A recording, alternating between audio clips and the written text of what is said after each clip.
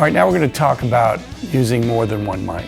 I mentioned using different types of mics. What's been common lately, I've noticed, is using ribbons on guitar amps. The Royer ribbon, the 121, is a very common mic to use on guitar amps. I generally like to couple it with an SM57 so you can get that bright, edgy, more aggressive sound out of the 57, and the ribbon will give you a more rounded, a warmer sound. And sometimes that way, once you get to the mix, you can use either one, depending on the guitar's contribution to the big picture of the mix. Or sometimes a combination of the two can work. You can get somewhere in between. And it gives you quite a wide range of different sounds to use later on. As far as placing the mics, it's really to taste. Generally, I just have this ribbon pointing directly at the speaker.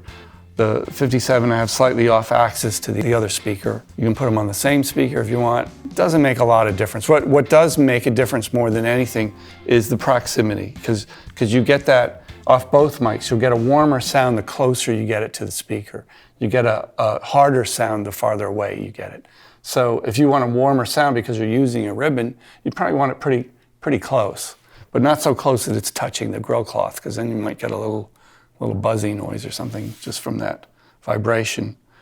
Other than that, there really isn't much to it. There's another way I've done it in the past where if you have an amp like this that has an open back, you could put one mic in the back, and that's a completely different sound. If you're going to do that, you're usually going to want to flip the phase on one of them, because the one in the front's getting a positive push where the one in the back's getting it at the same time is getting a negative, so you're going to want to flip the phase on one of them.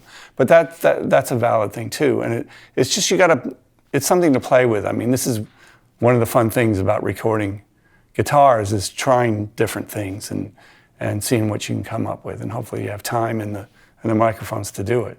This is a place to start, though. This is a really sort of a standard way a lot of recording engineers use.